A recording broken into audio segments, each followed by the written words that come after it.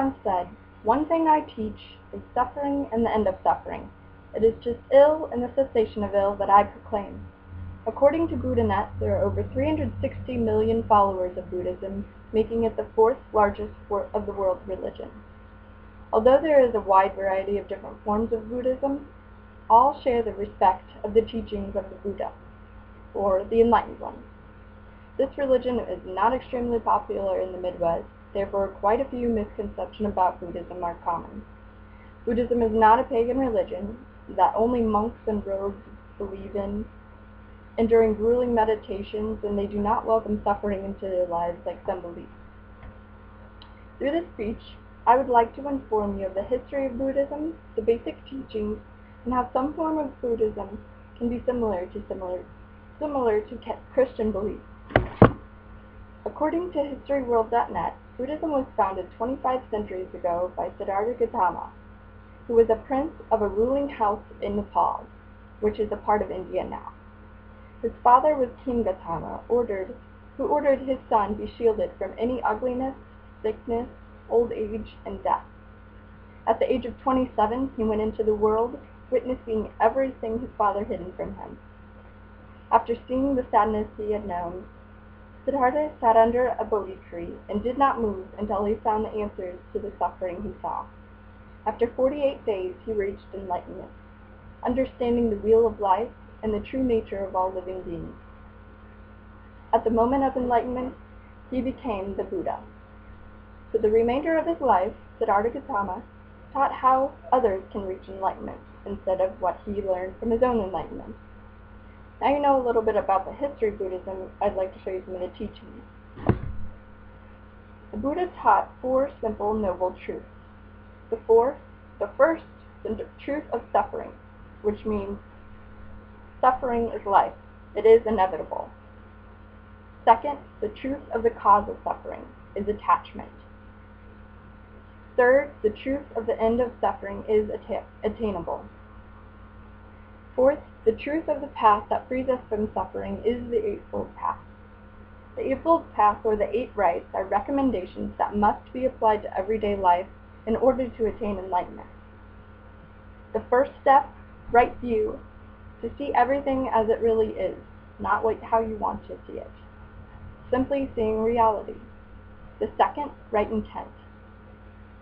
This is where commitment and the passion of the journey comes in. Simply eliminating desire and attachment. Third, right speech. Whether truthful or not, our speech should be thoughtful. Fourth, right behavior. We all know it's wrong to kill, lie, and steal. The fifth step is right livelihood. This eliminates barriers to our progress, to our path, such as making a living from intoxicants.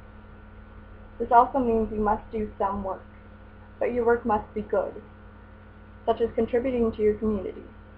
The sixth, right effort, is not the amount of work you do, but the way in which you do your work. You should be positive, balance your emotions, replace anger and hopelessness with cheer and enthusiasm. The seventh, right mindfulness, revolves primarily around your thoughts. Be here now. It's easy to let your mind wander from yesterday to tomorrow, but be where you are. Be aware of your journey rather than the past or future. The last is right meditation or concentration. By this step, you should have cleared your mind. This allows us to meditate, completely clearing our mind of everything but the direction for ourselves. If this is done properly, a calmness is felt, a joy for the moment, a release from suffering. I've told you about how Buddhism began and basic principles. Now I'd like to show you how some of these are similar to Christian beliefs. Obviously, both religions say it's wrong to kill, steal, and lie, but according to the book Jesus and Buddha by Mark Ford, the initial purpose of both religions is to wake up and live. The word Buddha means to be an awakened one. Ephesians chapter 5 says, "Awake, you who sleep, and Christ shall give you light." Both Buddhism and Christianity teach almost the same values and penalties for action. Buddhism teaches that if one is to kill, steal, or lie, enlightenment simply cannot be achieved.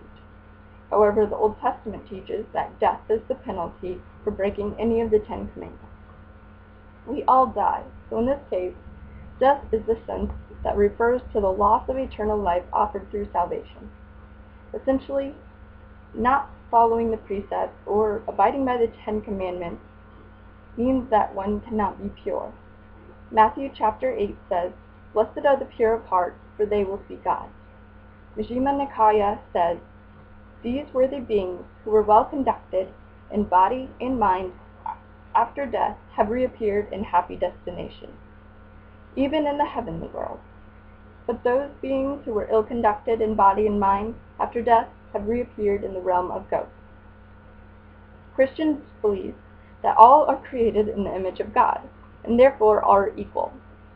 Buddhists believe mankind are united and equal because all are able to attain enlightenment. Buddha and Jesus taught compassion for all beings. Luke chapter 6 says, "Do to others as you would have them do to you." The Dhammapada says, "Consider others as yourself." Although I've only taught you a few of the basic beliefs, you should now know that Buddhism is not a pagan religion. In fact, there's no worshipping of any god. Anyone can be a Buddhist, even a Christian. Buddhism certainly is not a boring life full of grueling meditation, and Buddhists do not welcome suffering into their lives like some believe. They simply learn the cessation of suffering through the Eightfold Path. These common misconceptions of Buddhism lead Christians to believe the religion is in no way, shape, or form similar to their own beliefs. However, comparing the common guidelines of the Buddhist principles to the universal beliefs we follow as Christians reveal obvious similarities between the two religions.